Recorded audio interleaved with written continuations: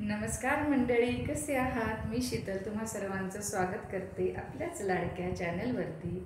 तर आज आम्ही चाललो आहोत आमच्या घराजवळच्या विठ्ठल मंदिरात, कारण तिथे चालू आहे हरिनाम सप्ताह. तर मग आम्ही तेच कीर्तन ऐकायला चाललो आहोत. तर मग म्हटलं तुम्हालाही सोबत घेऊन चलू त्या कीर्तनाला. तर चला, तर मग आपण मंदिरात जाऊ आणि कीर्तन ऐकू. मी तिथे गेल्यावर तुमच्याशी बोलते आणि तुम्हाला दाखवते ते कीर्तन कसं आहे आणि ते मंदिर कसं आहे ते. चला, तर मग जाऊया. तर आता कीर्तनाला सुरुवात होत आहे आणि नाशिकच्या सिन्नरमधील किशोर खरात या महाराजांचे आज कीर्तन आहे. तर चला, तर मग महाराजांचे कीर्तन ऐकूया.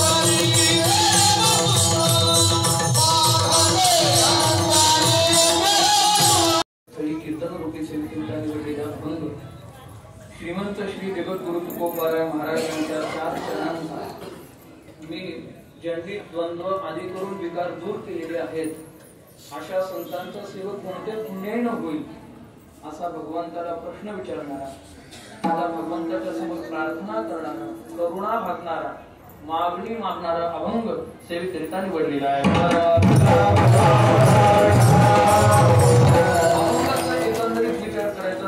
तुकोबाराय म्हणतात, पूर्ण पुण्य यांचा होईन सेवक. असं कोणतं पुण्य की मी यांना यांचा सेवक होईल. यांचा म्हणजे कुणाचा? ज्यांनी द्वंद्व आदी करून विकार दूर केलेले आहेत अशांचा मी कोणत्या पुण्याईनं सेवक होईल असं वर्म तू मला दाखव. आणि हे देवा, ज्यांचा मला सेवक व्हायचा आहे त्यांचं आंतरलक्षण प्रकटून दाखव. पुन्हा म्हणजे लक्षण मला माहित आहे. ज्यांचा सेवक मला व्हायचा आहे त्यांची भेट अत्यंत दुर्लभ आहे. बहु अवघड आहे संत भेटी. पण तू जगजेठी आहेस आणि तू जर करुणा केली, तू कृपा केली तर ते संत माझ्या जीवनात प्राप्त होऊ शकतात. त्यांची सेवा देखील मला करू शकते. जगद्गुरु तुकोबारायांचं बोलणं संपलं आणि पांडुरंगाने प्रश्न विचारला, अहो महाराज, तुम्ही म्हणता असं असं माझ्या जीवनात घडू दे, असं असं जर तुमच्या जीवनामध्ये घडलं तर मग? तुकोबाराय म्हणतात, मग तुका म्हणे मग नाही वृत्तीवरी मी निरवृत्तिक स्थितीला प्राप्त होईल. आणि जे निरवृत्तिक निर्विषयक सोलीव सुख आहे त्या सोलीव सुखाच्या शय्येवर निरंतर आणि निवांत पहुडेन अशा अर्थाचा अभंग सेविकरिता निवडलेला आहे.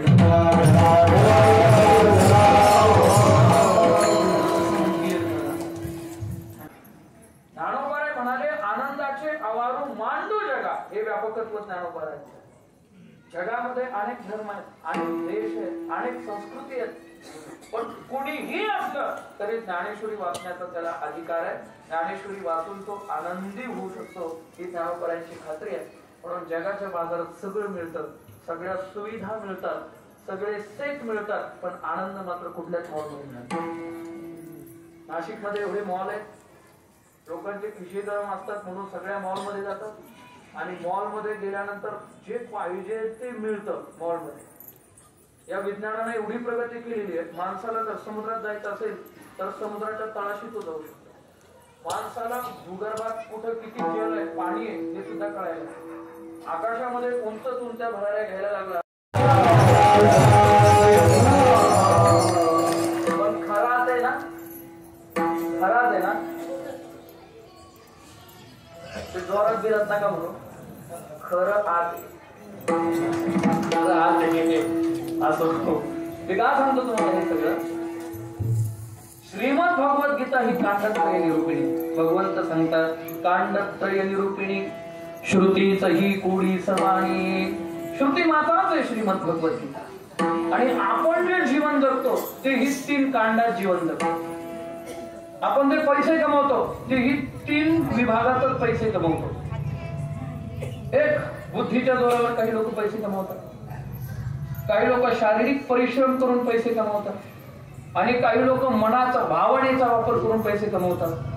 म्हणजे इमोशन्स, ऍक्शन अँड नॉलेज या तिघांमध्येच आपण सर्वजण विभागलेलो आहोत. लक्षात, या 3 स्तरांवर आपण सगळे जीवन जगतो, बरोबर ना? 4था स्तर असेल तर मला सांगा, मी ऍड करेल पुढच्या वेळी. भगवंत म्हणतात की शरीरानं कसं वागावं याकरता कर्मकांड आहे. भगवंत म्हणतात बुद्धीनं कसा विचार करावा याकरता श्रीमद भगवत गीतेमध्ये ज्ञान कांड आहे. आणि मनाने कसं वागावं, प्रेम कुणावर करावं, भावना कुणावर ठेवावी याकरता उपासना कांड आहे. म्हणून गीतेतले 1 ते 6 अध्याय हे कर्मकांडाचे आहेत, 7 ते 12 अध्याय उपासना कांडाचे आहेत आणि 13 ते 18 अध्याय ज्ञानकांडाचे आहेत. लक्षात, म्हणून ज्ञान, कर्म आणि उपासना या तिघांचं दिग्दर्शन श्रीमद भगवत गीता करते. आणि त्या गीतेवर मराठी माणसांकरता चढवलेला अलंकार म्हणजे ज्ञानेश्वरी. फार महत्वाचा आहे ज्ञानेश्वरी. मी तुम्हाला 1 किलो सोन्याचा गोळा देतो, तुम्ही म्हणजे असं संभ्रमात जाऊ नका, काही देऊ शकतो मी तुम्हाला.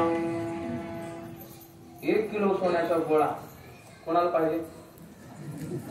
महिला मंडळीत देतो ना मी. तुम्ही होत म्हणा, तुम्हाला सोनं आवडतं का? मला आवडतं का? हा, आवडतं. इथं बसलेल्यापैकी अशी कोणती माऊली आहे तिला सोनं आवडत नाही? सोना मिल गाया तो सोना त्याग देते गेलो. सोनं भेटत असलं तर झोप टाकून देतात लोक, बरोबर ना? म्हणजे आवडतं सगळ्यांना सोनं. जिला आवडत नसेल तिनं आहे ते माझ्याकडे द्या. म्हणजे प्रत्येकाला सोनं आवडतं. मी तुम्हाला 1 किलो सोन्याचा असा गोळा करून देतो. फक्त अटी एक आहे की झोपताना, बसताना, उठताना, फिरताना तो 1 किलो सोन्याचा गोळा गळ्यातून काढायचा. जिची तयारी असेल तिने हात वरती करा. तुम्हाला लगेच कीर्तन संपल्या आणि तुम्ही जर म्हणत असेल कीर्तन पण नाही संपलं पाहिजे, लगेच दुसऱ्या लोक इथं लगेच कीर्तन करा. सोळंके महाराजांना उभं करू आपण आणि लगेच 1 किलो सोन्याचा गोळा तुम्हाला घेऊन देतो. 100-200 रुपये जातील माझे, पण तुम्हाला गोळाच घेऊन देईल म्हणायचं. कुणी आहे का तयार? बरं जाऊ पुरुषांपैकी नाही ना. 1 किलो सोन्याचा गोळा गळ्यात घालता येत नाही ना, पण तुम्हाला 100 ग्रॅमच सोनं दिलं. 100 ग्रॅम सोडा, 10 ग्रॅम सोनं दिलं, पण त्या सोन्याचे सुंदर अलंकार बनवले, कानात घातले, गळ्यात घातले, नाकात घातले, हातात घातले, पायात घातले, तर ते शोभून दिसतात की नाही? तुम्ही 1 किलो सोन्याचा गोळा पसंत कराल की 100 ग्रॅम सोनं अलंकाराच्या रूपात आलेलं पसंत कराल?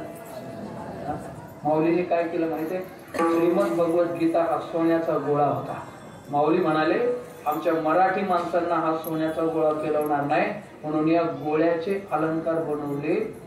700 किलो सोन्याच्या गोळ्याचे 9033 अलंकार बनवले आणि ते तुमच्या आमच्याकडे.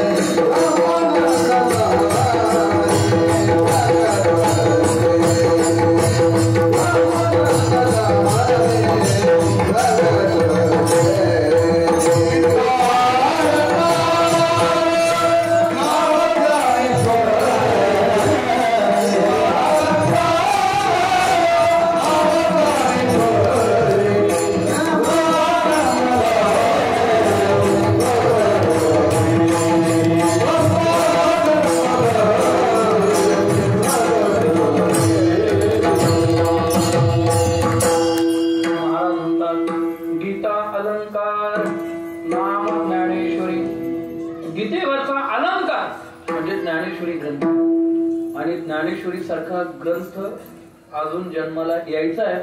इथून मागेही झाला नाही, इथून पुढेही होणार नाही. श्रीमद भगवद्गीतेवरील अनेक टीका आहे, पण त्यात सर्वश्रेष्ठ टीका म्हणजे माऊलींची ज्ञानेश्वरी. लक्षात ठेवा. आणि अशा ज्ञानेश्वरीचं पारायण आपल्याकडून घडलं म्हणजे ही फार मोठी सेवा झाली. आणि काय असतं माहितीये का? मागण्याचा अधिकार त्यालाच असतो जो सेवा करतो. बरोबर? तो सेवा करत नाही त्याला मागता येत नाही.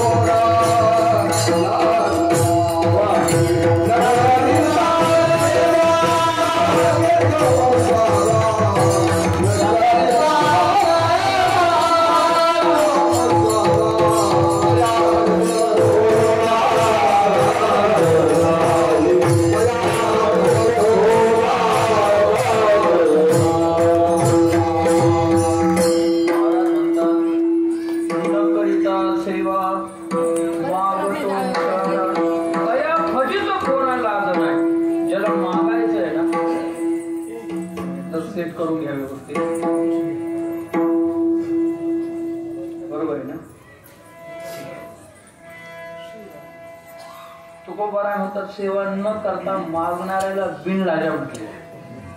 बिनलाजा माहिती आहे तुम्हाला? त्याला अजून एक शब्द आहे आपल्या जिल्ह्यामध्ये. ज्याला लाज नाही त्याला काय म्हणतात? बिनलाजा. अजून एक शब्द आहे निर्लज्ज. ते आहे म्हणायला ते एकच झाले, त्याच्यात लाज शब्द नाही. त्याला रोडगा म्हणतात ना. काय? कोडगा. बरोबर. काय बाबांनी बरोबर उत्तर दिलं. रोडगा नाही, कोडगा. कोडगा म्हणतात. कोडग्या कोणी सांगितलं? बरोबर ना. मग काय त्याला काय एवढं काय? हे प्रमाण कोणाच्याही पाठ नाही. एक असतात कोडग्या लाज नाही कालचा कोडगा. त्याला बिनलाजा म्हटलेले. लक्षात ठेवा. म्हणून सेवा करूनच मागावं लागतं पहिली गोष्ट. आणि कुणाला मागता येतं माहिती आहे? कुणाला भगवंताची प्रार्थना करता येते? ज्याचा भगवंताशी काहीतरी संबंध आहे त्याला. म्हणजे 2 गोष्टी असल्या पाहिजे. एक भगवंताचा आणि आपला संबंध. समजा एखादं पोरग बापाला म्हटलं मला आयफोन घेऊन द्या. बापाची सेवा करत नाही, पण बाप त्याला आयफोन घेऊन देतो की नाही? तो बाप असतो पण आयफोन घेऊन देतो. बापानं नाही दिला तर आई बापाला खाऊन देत नाही, जर फोन दिला नाही तर. म्हणजे बाप आयफोन घेऊन देतो, सेवा करत नाही पोरग, पण तरी पण बाप पोराला आयफोन घेऊन देतो. मी तुम्हाला विचारतोय, सेवेमुळे घेऊन दिला का संबंधामुळे घेऊन दिला? तसा पांडुरंग परमात्मा सुद्धा तुमचा आमचा बाप आहे. तो स्वतः म्हणतो, पिताहमस्य जगतो माता धाता पितामह वेद्यम पवित्र ओंकार मृक्षाम यजुरेव च. जगद्गुरु तुकोबाराय म्हणतात, माझ्यासाठी सगळं पांडुरंग परमात्माच आहे. माझा मायही तोच आहे, माझा बापही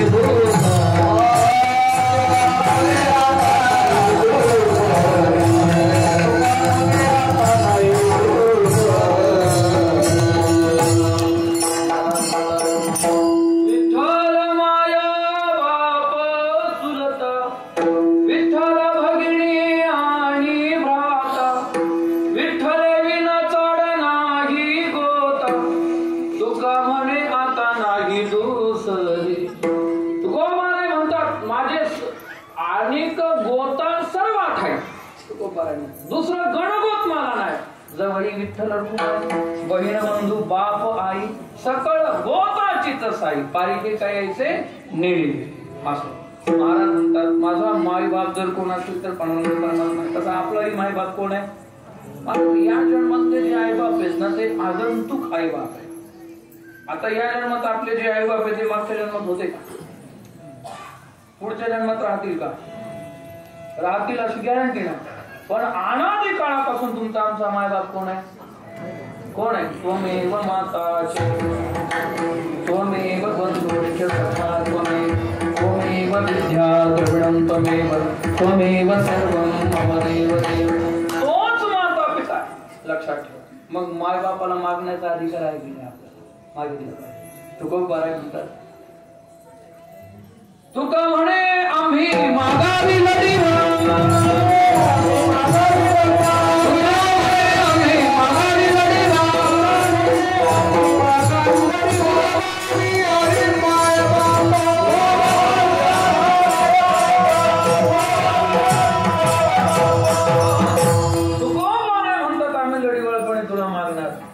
मागणी पूर्ण करायची. आणि दुसरी महत्वाची, हा आपला अधिकार आहे, पण दुसरं कर्तव्य आहे. माणसानं दोनही ठिकाणी स्वच्छ असलं पाहिजे. एक कर्तव्याच्या ठिकाणी आणि दुसरं अधिकाराच्या ठिकाणी. त्याची सेवा करणं हे कर्तव्य आहे आणि तो मायबाप आहे म्हणून त्यांना मागावं हा आपला अधिकार. अधिकार आणि कर्तव्य दोनही गोष्टी. लोकांना फक्त अधिकार कळतात पण कर्तव्य कळत नाही. बापानं सगळी इस्टेट माझ्या नावावर करून दिली पाहिजे हा अधिकार आहे, बरोबर ना? पण त्याकरता बापाची सेवा करावी हे कर्तव्य आहे. हे लोक करतच नाही. फक्त अधिकार पाहिजे, कर्तव्य कुणालाच नको. पण जगद्गुरु तुकोबाराय दोनही करतात, सेवाही करतात आणि देवाचा संबंध आहे त्याच्यामुळे देवावर अधिकारही गाजवतात.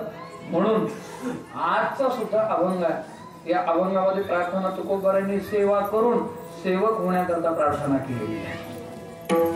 बरोबर आहे का? प्रश्न विचारलाय देवाला, कोण पुण्य यांचा होईन सेवक कोण या शब्दापासूनच अभंगाची सुरुवात झालेली आहे. म्हणजे हा प्रश्न आहे. खरं म्हणजे मानवी जीवन हे समस्यांनी युक्त आहे. कार्पण्य दोषोपहत स्वभावः पृच्छामि त्वां धर्म सम्मूढ चेता यत् श्रेयस्यान्निष्ठितं गृहीतन्मे शिष्यस्तेहं शादी मां त्वां प्रपन्नम्. अर्जुन म्हणतो मला वाटलं होतं मी कुणीतरी फार मोठा शहाणा आहे, पण कृपणता नावाच्या दोषानं मी युक्त आहे. कार्पण्य दोषोपहत स्वभाव. धर्म काय अधर्म काय या संदर्भात माझी बुद्धी मूढ झालेली आहे.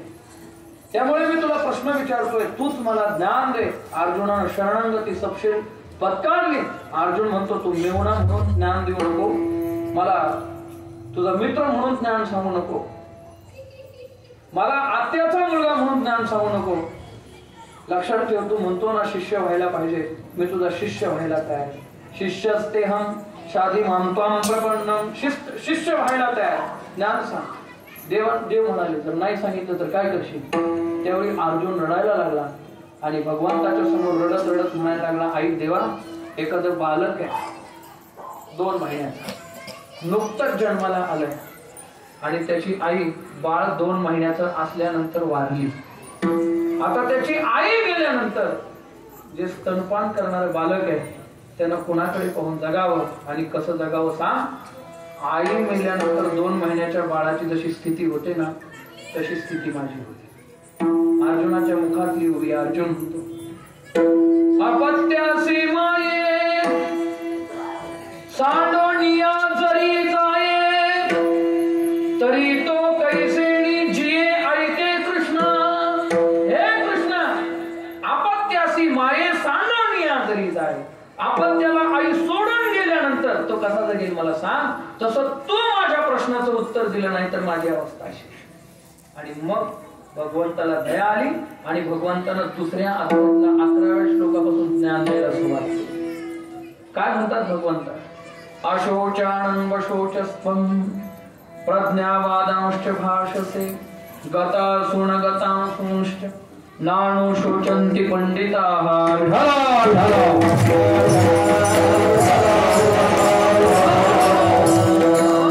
अर्जुनाला थेट गीता नाही सांगितली. अगोदर अर्जुनाच्या तोंडानं कबूल केलं की मला काही कळत नाही. फार चांगदेव महाराजांनी कोरं पत्र पाठवून मला काही कळत नाही हे सिद्ध केलं. तेव्हा त्या कोऱ्या पत्रावर 65व्या ज्ञानोबारांना लिहून देत आले. म्हणून माणसानं नेहमी कुठल्याही क्षेत्रात असा मला काही कळत नाही या भूमिकेत राहिलं की माणूस मोठा होत जातो. लक्षात असं लहानपण आल्याशिवाय तुम्हाला महान होता येणार नाही. जे कळतं तेही कळतं. आता मी प्रामाणिकपणे कबूल करायला पाहिजे की गायनातलं मला काही कळत. मी जर असं म्हणालो मला काही कळत नाही तर ही मंडळी मला सांगतील ना, मला सहकार्य करतील. बरं कळत नाही हे मी नुसतं तोंडानं म्हटलं मला सगळं कळतं, पण प्रॅक्टिकली करण्याची वेळ आल्यावर उघडच पडतं ना. मग जे कळत नाही ते प्रामाणिकपणे कबूल केलं पाहिजे माणसानं. लक्षात तेव्हाच प्रश्न निर्माण होतो. आणि मला कळत नाही हे सुद्धा ज्या लोकांना कळत नाही ते मेले तरी त्यांना कळत नाही आम्ही कशा करता जीवन जगलो. म्हणून नेहमी तुकोबारा देवाच्या दरबारात जात असताना मी फार लय मोठा शहाणा आहे असं म्हणून थोडे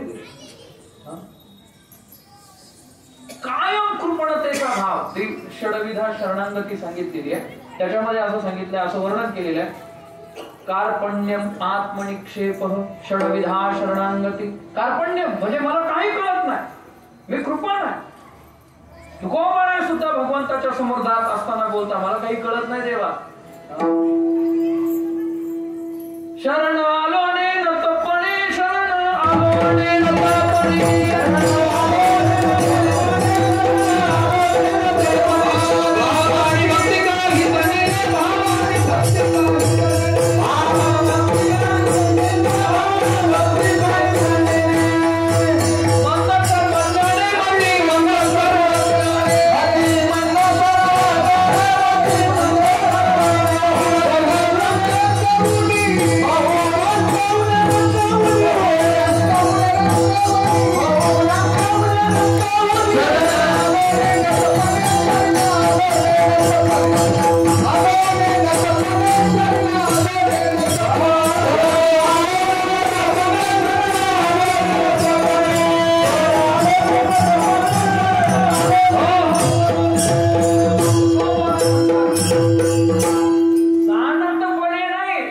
नेमकपणे मला काही कळत नाही. बहु रंक उणे रंका होणे. तुकोबाराय असे होते का? रंक होते का? मला जगद्गुरु तुकोबाराय पुढे म्हणतात, भाव आणि भक्ती काही नाही. भाव सागर होते तुकोबाराय, तरी पण मला भाव कळत नाही, भक्ती कळत नाही. मतिमंद सर्वज्ञान आहे. मी मतिमंद आहे. किती अभंग आहे. म्हणून आपण लक्षात ठेवलं पाहिजे, जर एवढा मोठा महात्मा अशा पद्धतीने जात असेल तर भगवंताला प्रार्थना करायला जात असताना आपण कसं गेलं पाहिजे. आपल्यातला आमदार, खासदार, आपल्यातला सरपंच, चेअरमन, कीर्तनकार, गायक, वादक हे सगळं जिवंतच असतं आणि देवाच्या समोर छाती काढून जातात लोक.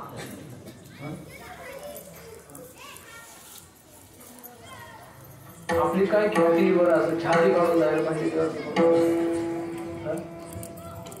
आपली ख्याती 4 ओळीमध्ये संपते दहाव्याच्या प्रवचनाला. लोक म्हणतात हे गेली यांच्याविषयी बोला.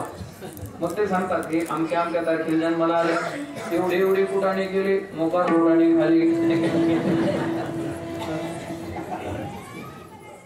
यांचं एक लग्न झालं, नंतर दुसरं झालं, यांना एवढी मुलं झाली, मुलांना वैताग द्यायला लागले, मुलांनी हाणले, दिले काढून बाहेर, खूप पिले, धडकले, गेले.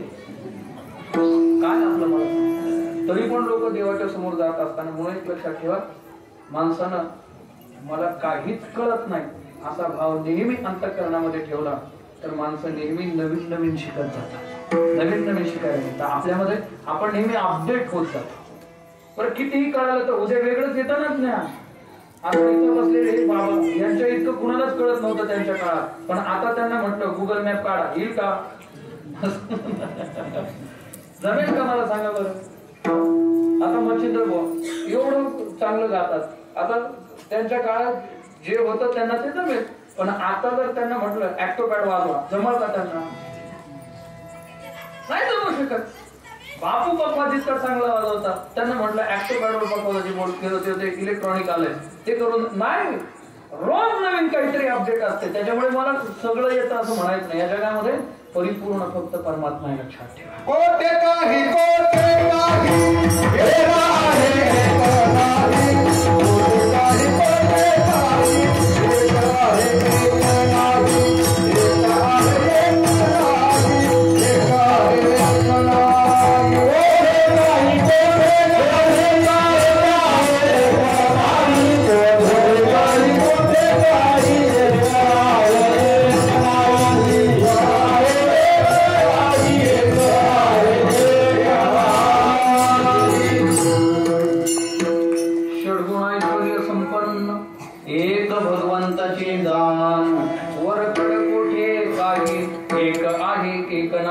तुकाराम महाराज म्हणतात एखादी वस्तू असेल तर दुसरी नसते, दुसरा आहे तर तिसरा नसतं. हे जर सगळं आपल्याला माहित आहे तर आपण नेहमी आपल्या उणीवा मोठ्या माणसांच्या समोर व्यक्त केल्या पाहिजे. मला काही कळत नाही अशा भावात राहिलं पाहिजे. म्हणून जगत कोण प्रश्न विचारतो? ज्याला स्वतःच्या उणीवीची जाणीव झालेली आहे तो प्रश्न विचारतो. आज जगद्गुरु तुकोबारांना स्व उणीवीची जाणीव झाली म्हणून तुकोबाराय भगवंताच्या समोर आलेले आहे आणि भगवंताला प्रश्न विचारतात. काय प्रश्न विचारला अभंगाच्या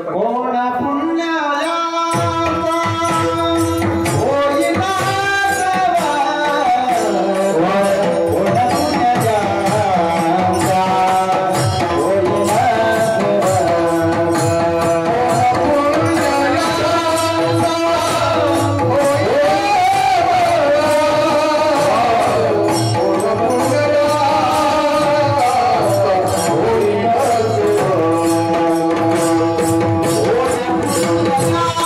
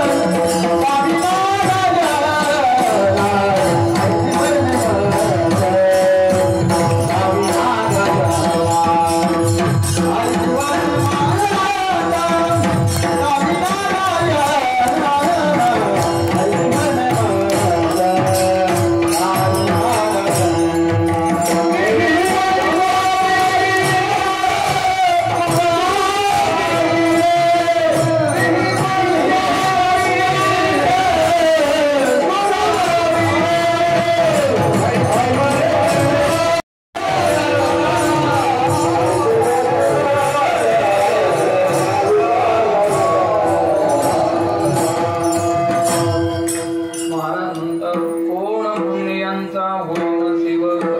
असं कोणतं पुण्य आहे की मी यांचा सेवक होईल. खरं तर तुकोबरायांनी सेवक होण्याकरता भगवंताला प्रार्थना केली आहे. या जगात प्रत्येकाला मालक होण्याची इच्छा. सेवक कोणाला व्हावं वाटतं मला सांगा. पण एक लक्षात ठेवा, जो सेवक असतो ना तोच मालक होत असतो. सेवा करण्याची वृत्ती ज्याची आहे तोच मालक होऊ शकतो. सेवा करण्याची वृत्ती ज्याची नाही तो कधी मालक होत नाही. प्रत्येक मठावर जे मठाधिपती झालेले आहेत त्यांची चौकशी करा. ते कसे काय मठाधिपती झालेले आहेत. ज्यांनी सेवा केली, ज्यांनी ज्ञानेश्वरी गाथा पाठ केली त्यांना नाही नेमलं. ते कितीही विद्वान असू दे, ज्यांनी सेवा केली त्यांची नेमणूक झाली. आळंदीला गोविंद देवगिरीजी महाराज आहेत. आपल्या महाराष्ट्राचं भूषण खऱ्या अर्थानं. बेलापूरला त्यांचा जन्म झाला. राम मंदिराचे ते कोषाध्यक्ष आहेत. त्यांचा अमृत महोत्सव झाला आणि तिथे कथा ज्यांची होती ते राजेंद्रदासजी महाराज. आज प्रतिशुकाचार्य म्हणजे शुकाचार्यांचा अवतार कलियुगातला म्हणून राजेंद्रदासजींकडे पाहिलं जातं. इतका श्रीमद भागवत असो, रामचरितमानस असो किंवा कुठलीही कथा असो, इतका प्रगल्भपणे मांडणारा वक्ता आणि विद्वत्तापूर्वक वक्ता राजेंद्रदासजी महाराज. त्यांनी त्यांचा अनुभव सांगितला. नाशिकच्या कुंभमेळ्याला त्यांचे गुरु मलुक पीठाधीश्वर येते. त्यांचे गुरु जे होते ते ज्यावेळेस इथं आले नाशिकला, ते पहाटे 3 वाजता उठायचे आणि स्नानाला जायचे. त्यांनी अनुभव सांगितला किती सेवा करावी लागायची गुरूंची. किती 3ला उठायचे ना त्यावेळी मी माझी देवपूजा सगळं आटोपून तयार असलो पाहिजे. किती वाजता उठत असतील राजेंद्रदासजी? किती वाजता? आणि झोपायचं कधी माहित आहे? गुरुजी झोपल्यानंतर झोपायचं आणि गुरुजींच्या सेवेला स्नान संध्या नित्यनेम करून पुन्हा हजर राहायचं. इतकी सेवा करावी लागते तेव्हा कुठेतरी जागा मिळत असते. आम्हाला सेवाच करायची नाही. कशी काय चांगली जागा मिळेल मला सांगा बरं. म्हणजे पकवाद शिकायला आले ना तरी पकवाद ज्यांच्याकडे शिकायचं आहे त्यांची आणि पकवादाची सेवा करावी लागते. तेव्हा जमतं. लोक पैशावर मोजायला लागलेत मामा सगळ्या गोष्टी. पैशाला माहिती तुम्ही पुस्तकं विकत घेऊ शकता पण ज्ञान नाही ना विकत घेऊ शकत. लक्षात ठेवा. पैशाला बाटल्या विकत घेता येतात पाण्याच्या, पण तहान नाही ना विकत घेता येत. पैशाला अन्न विकत घेता येतं पण भूक नाही ना विकत घेता येत. तसं पैशानं पुस्तकं घेता येऊ शकतात मृदुंगाचे पण ज्ञान नाही घेता येऊ शकत. त्याच्याकरता सेवा लागते. जेथ ज्ञानाचा कुंठा तेथ सेवा हा दारवंठा. ज्ञानोबा म्हणतात जे ज्ञान पाहिजे असेल तर त्याच्याकरता तुम्ही सेवक झाला पाहिजे. आणि सेवक होणं म्हणजे लहान असेल ना. एक सुभाषितकार असं म्हणतात, म्हणजे व्यासांनीच लिहून ठेवलेलं आहे की 5 जण जिवंत असून मेल्यासाठी असतात. त्याच्यामध्ये कोण कोण माहित आहे?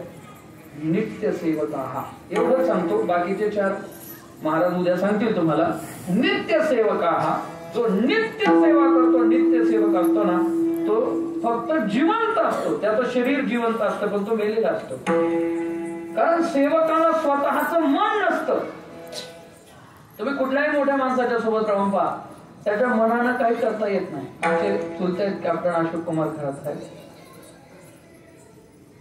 आज त्यांच्यासोबत जो मुलगा होता गाडी चालवणारा, त्याला विचारलो कुठे जायचं.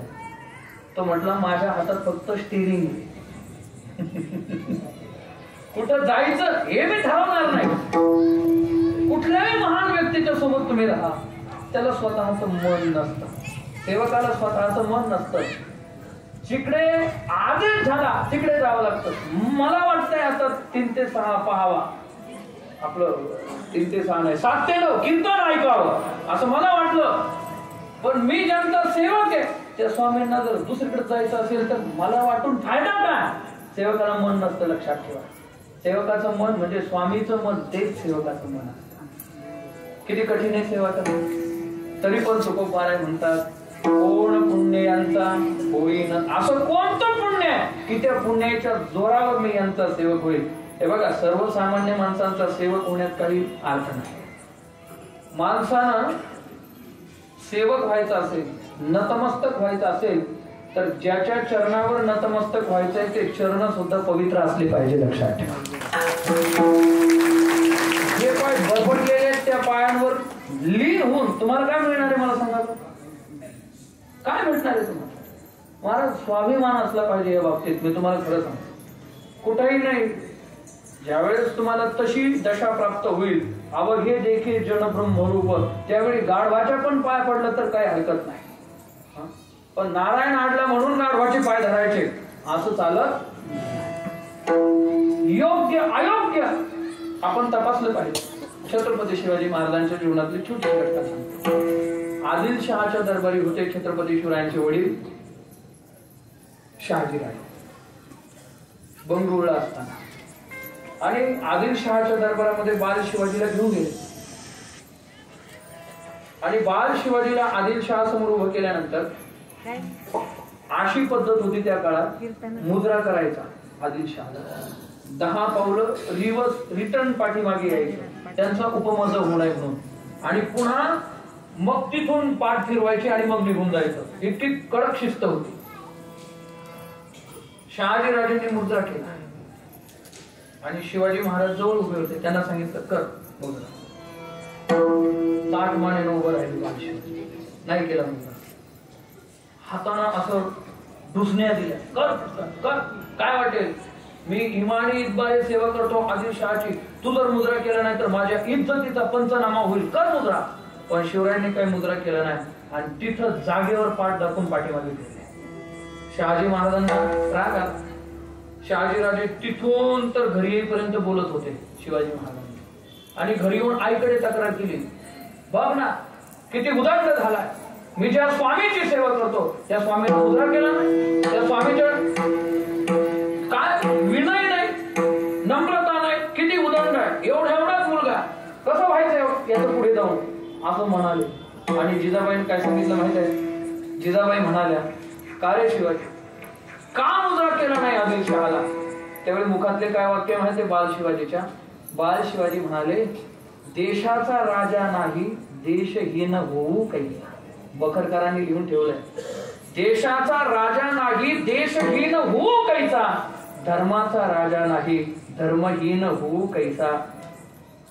आई तू सांग, मी कापून ठेवीन तुझ्या शिराशी माझी, तुझ्या चरणाशी माझी मान.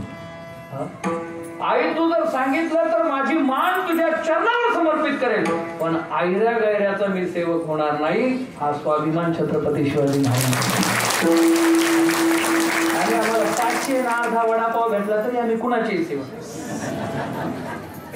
काय हलकटपणा आहे हा. विठाला विठाला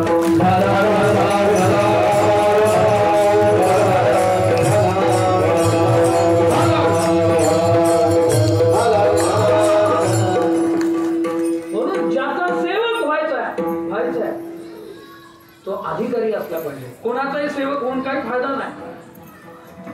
तेच छत्रपती शिवाजी महाराज जगद्गुरु तुकोबारायांकडे भौतिक दृष्टीने काही नव्हतं, त्यांच्या चरणावर नतमस्तक झाले. समर्थ रामदासांच्या चरणावर नतमस्तक झाले. तेच छत्रपती शिवाजी महाराज मोठा हुद्दा नसतानाही पण वयानं मोठा आहे आणि आपल्या या स्वराज्य निर्माण करून देण्यासाठी शिकवण देणारे दादोजी कोंडदेव त्यांच्या चरणावर नतमस्तक झाले. म्हणून ज्याला जीवन समर्पित करायचंय, ज्याचा सेवक व्हायचा आहे, ते आपण पडताळून घेतलं पाहिजे. 200 रुपयाचं मडकं घ्यायला जातात बाजारामध्ये, किती वेळा वाजून पाहतात सांगा बरं? एकदा नाही, असं वाजवतं, पुन्हा इकडून पहा, तिकडून पहा, खालून पहा, वरून पहा आणि मग म्हणायचं याच्यात पाणी टाकलं तर पाझरणार तर नाही ना. काही महिला तर त्याच्यात मुंडकं घालून पाहतात. कुठलं एका बाईचं मुंडकं, मग मडकं फोडून बाहेर काढलं, मुंडकं इकडं काय किती वेळा 200चं मुंडकं घेताना एवढं चेक करतो, तर अमूल्य किमतीचं जीवन ज्यांच्या चरणावर समर्पित करायचं आहे ते किती चेक करून घेतले पाहिजे आपण. स्वामी विवेकानंदांनी माझ्या गुरूंनी कांचनाचा त्याग केला हे त्यांना कळालं. कांचन आणि कामिनी निर्देश केलेला तुकोबाराय म्हणतात यांचा. किती अभंग पा तुकोबारायांचे. तुकोबाराय म्हणतात अखंड दया तुझी प्रीती, मला संगती संतांची नको देऊ, मी ठरवणार संत कोण आहे. ज्याला अखंड तुझी प्रीती आहे माझ्या दृष्टीनं ते संत आहे. लक्षण सांगितलं अगोदर आणि मग देव वसे चित्ती त्याची संगत करावी. तू ठरवायचं नाही, कारण तू कुणालाही संत म्हणशील. म्हटले होते ना एकदा, पण तुकोबाराय म्हणाले देवा तू संत म्हण. परमित्याशी मोठे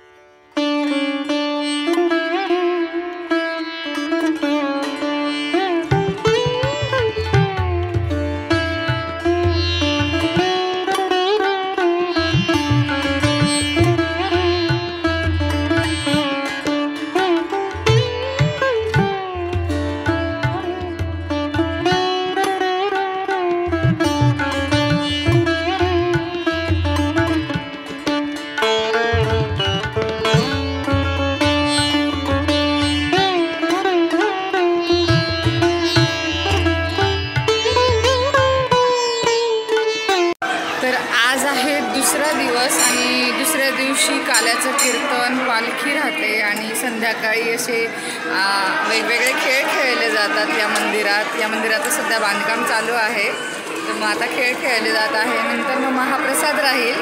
तर काल्याच्या कीर्तनाला आणि पालखीला आम्ही येऊ शकलो नाही म्हणून तो व्हिडिओ काय मला दाखवता आला नाही, पण मग पुढच्या वर्षी मी नक्की ट्राय करेल की सगळं दाखवेल तुम्हाला.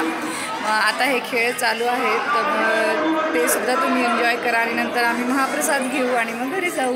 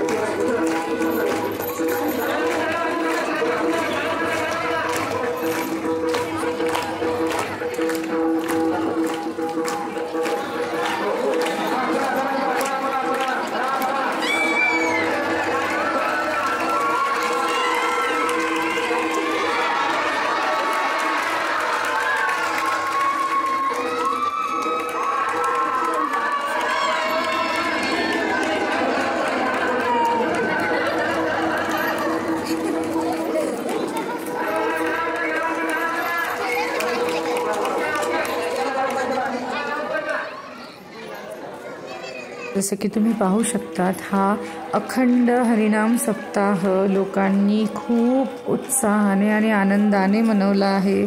दरवर्षी इतकीच गर्दी आणि इतक्याच उत्साहाने लोक संमेलित होतात या पर्वामध्ये आणि खूप म्हणजे खूप उत्साह आनंदाने सगळा सण म्हणून साजरा करतात हा हरिनाम सप्ताह. आणि वेगवेगळे खेळ खेळतात. म्हणजे जणू काही या दिवसाची, या हरिनाम सप्ताहाची सगळेजण आतुरतेने वाट बघत असतात आणि खूप मजा येते सगळ्यांना असं एकत्र पाहून, उत्साही पाहून खूप छान वाटतं.